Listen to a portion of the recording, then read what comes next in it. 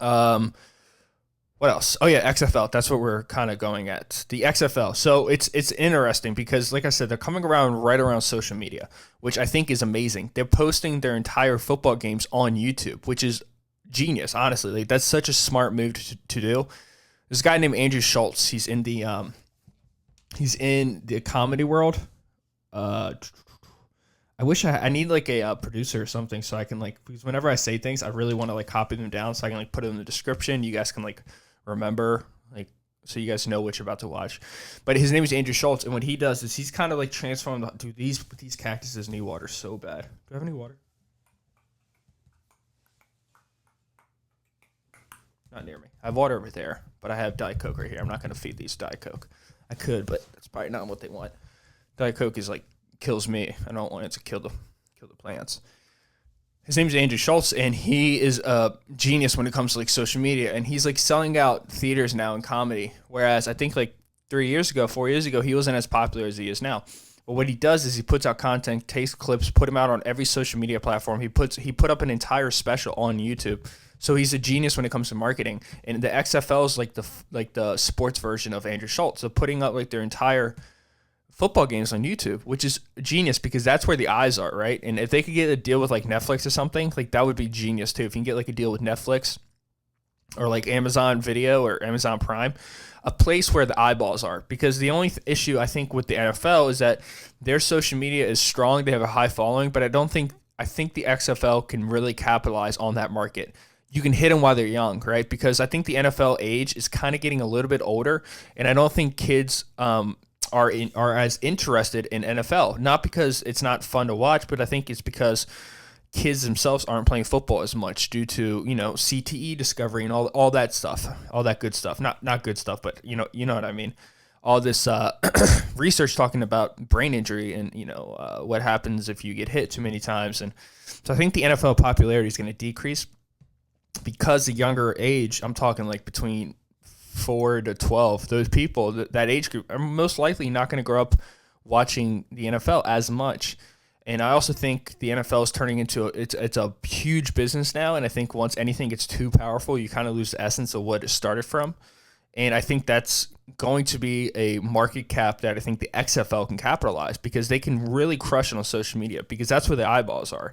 And it's going to be just as violent as the NFL, but they can perceive it. Their perception to the kids could be something different, entertainment rather than go out and play, right? Because the NFL is so fascinating, I think, to a lot of people because you think like, I remember my football days, and you kind of relate to that. But if you could take that perception of the XFL, and instead of having that perception of I could have done that, you can, or I know how to do that. You have this perception, oh, this is cool, like it's entertainment, like a social media entertainment.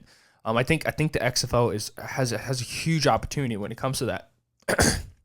They clearly have money because I have the teams right here, 8 different teams. They're playing at nice fields, like nice stadiums. And I think they have decent players, and I think they're entertaining. And I think if they can keep pushing everything out on Twitter and, XFL, Instagram. And I think the fact that they're pushing so hard on a YouTube is a beautiful move.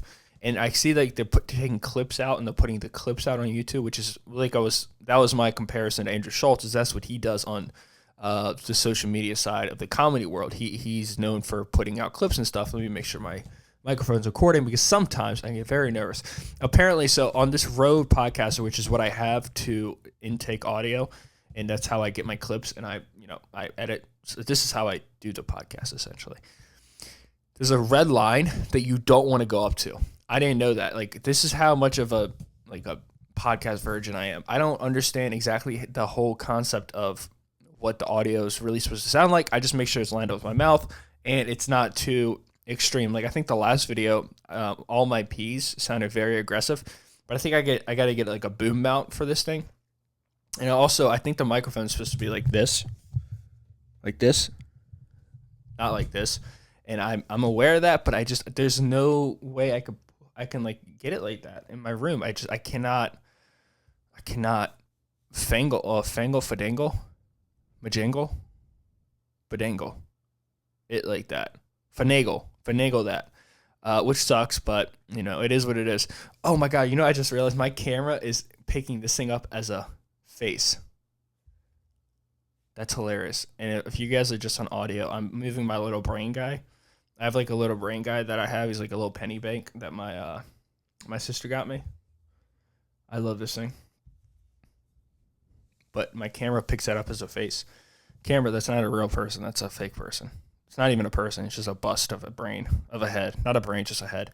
But yeah, I think it's super interesting. And I know for at least where I live, like the DC area, the Redskins are a terrible team with a terrible organization. And the fan base is good. But, how much longer are they going to enjoy watching their team lose every year and get crushed and get embarrassed and squashed up and thrown away as the redheaded stepchild of the NFL?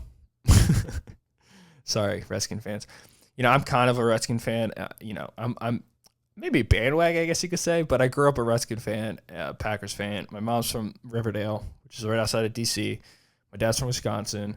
So, but when times get tough and you got to choose a better team, so I chose the Packers to be a fan of because you get like assaulted if you enjoy two teams. If you enjoy like two of anything, like if your favorite piece is like pepperoni and then cheese, you can't do it, man. It's against the rules. You gotta like one or the other.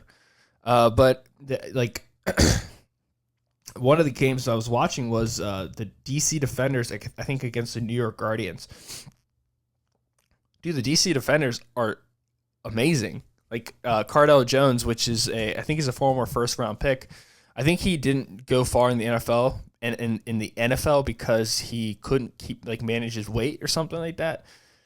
But he's amazing in the XFL, and it's fun to watch. And I just think there's an energy around the XFL that they can capitalize on so hard if they just keep on pushing out content, like a piece of content at least 3 times a day, whether it's on Instagram or Snapchat. I think they could even do they show the games on Snapchat, on Twitter, on YouTube, on whatever, Amazon, Netflix. It doesn't matter. Just put out content.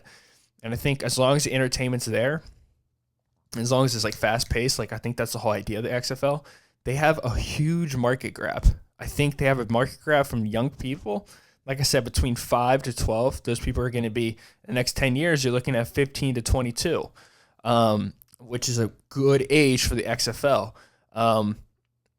If you can connect to them on social media, I think that's really important. I think if you do if you allow the players to do like a full tour of the stadiums or like their teams or, a practice, like through Snapchat or Instagram or Twitter, and you can like do like Q&As on Twitter. I think if you can connect, because the NFL players seem like gods to a lot of people, like they're at this level that's above you. As much as you love Tom Brady, you don't feel like Tom Brady could ever be a friend, right? Because he's too much of a god essentially for a lot of people. But if the XFL can kind of keep that down and feel like there's more of a connection with the fans while still maintaining a player popularity, I think it's huge. I really do. I think there's a huge market out there, and I think they have the possibility to really grow. Like bowling has been growing tremendously. Like I've gotten back into it. I've fallen from my obsession.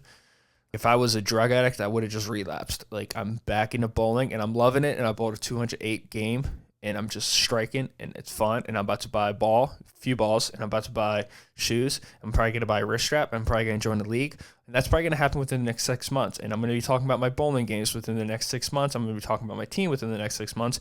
And you guys are going to be like, this guy's crazy. And I'll be like, I told you, I'm very obsessive. And I told myself I wasn't going to do it. And then I picked up a bowling ball, and I started doing it because I was lonely on Friday. And I went bowling, and I bowled 8 straight games. And now my forearm hurts. My middle finger is kind of inflamed, and I feel like I pulled a muscle in it, or maybe a ligament. And my bicep has like kind of bicep tendonitis again because of bowling, because I'm a little crazy. Just a little bit psychotic at sometimes, and that's what I've chosen to kind of make my obsession. Once again, I'm happy it's bowling, and it's not alcohol or it's not a drug, but it's bowling, which is so much fun to play. Got therapy on Wednesday, so that should go over well. Just one day because then she has to get her hip done, and so she's getting a new knee, so she won't be back till like April. But that's okay because I feel like within the past 48 hours over the weekend, I've really kind of dug myself out of a hole I was in, and I put myself around family, around my parents. I hung out with people, instead of just locking myself in my room and listening to Robert Sapolsky talk about human sexuality and aggression on lectures at Stanford. Instead of just reading all the time, I think I'm opening myself up to people, maybe I'm talking to people again. I don't know. I'm very introverted, and it's hard for me to even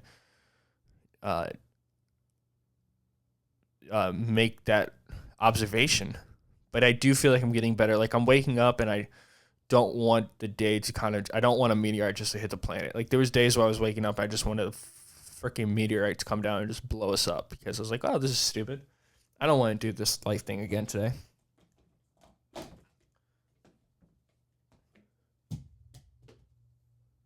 Awesome. Can't get it. Cool, man. Yeah, so there's a huge market out there, and I think the XFL has huge potential to grow, especially now since the MLB looks like, and I know it's a completely different, it's a sport, it's entertainment, but at the same time, the MLB they do share market space now with XFL because the seasons are overlapping. And the MLB has always struggled with capturing younger people.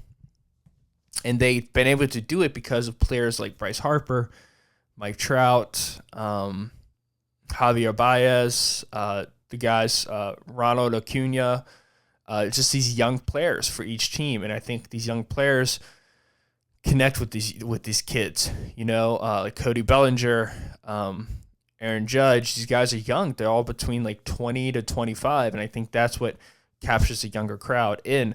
And I think that's good. But I think the MLB is in a sticky situation with the Astros, and the Astros got caught cheating. And I think we are not making it I think we're not making it as big of a deal as we maybe not as we should. But the truth of the matter is they were cheating. They stole signs, and they got a World Series out of it. And it's one of those things that, as an organization, Major League Baseball as a whole, you don't really want to talk about it because it's an embarrassment. It's wrong, and you don't want it to affect your business. And they have adjusted, and they took actions. But it's one of those things where I think the only action that actually matters and that is important is stripping away a World Series title. They try to do a lot of other things, suspending managers for years without pay, other managers. I think the GM's gone.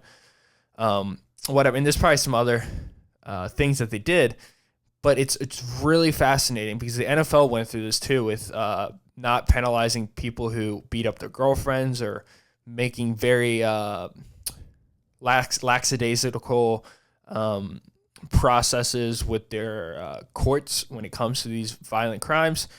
Players who get caught with marijuana are getting suspended for life, whereas players who caught on video beating the hell out of their kid or their girlfriend are allowed to play after a year of suspension. So you're dealing with very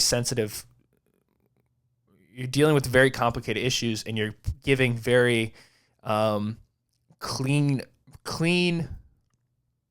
and both party accepted punishments, which is dangerous because I think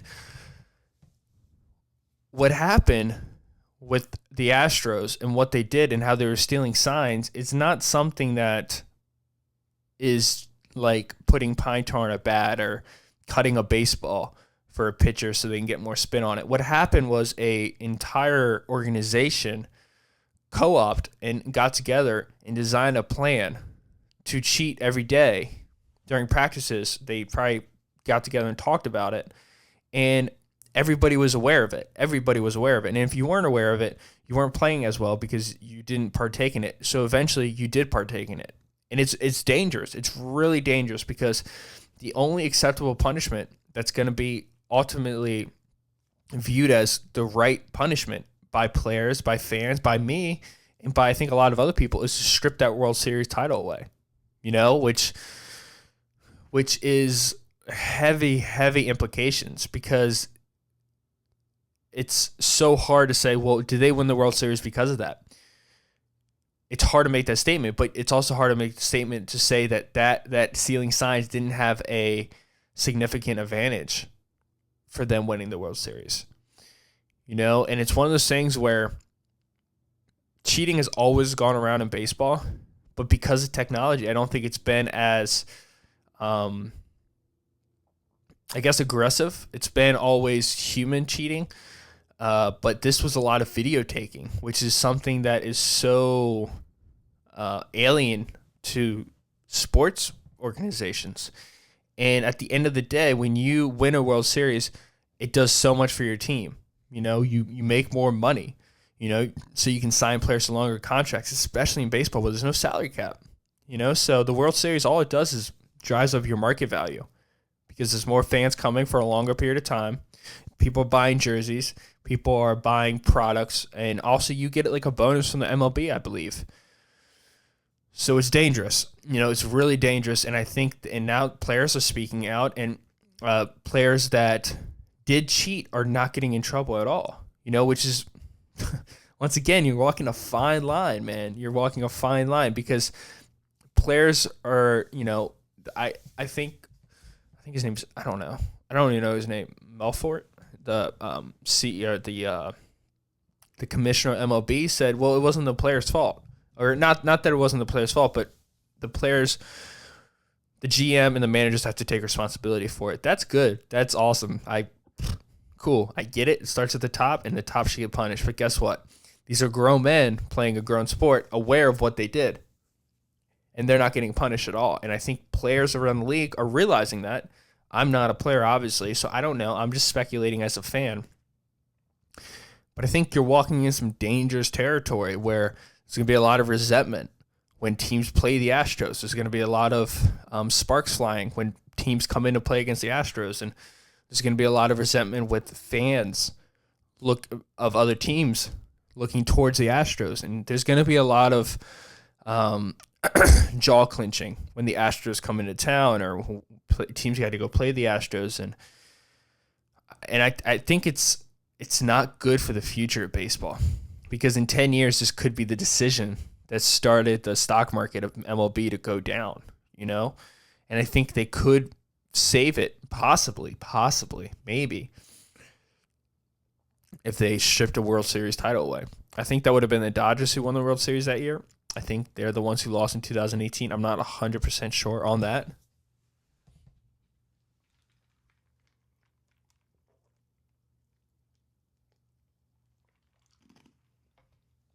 It's 9:45. I'm drinking Diet Coke in the morning. 9:50, actually. I'm such a disgusting heathen. But also, this is another huge opportunity for XFL. Once again, I mean, their seasons line up with MLB, so there could be fans. And, there's overlap, definitely. NFL fans are MLB fans, and there's overlap all the time. So there could be a possible overlap in fans being stolen from the MLB because of the XFL. Or because these fans want to be entertained during this time of the year. And if there's resentment towards the league, you might end up in leaving. Like, I can tell you an example of my father. My father didn't watch the NFL games for a while because the way that they did not treat the players correct. And it's a valid reason. Not giving old players money.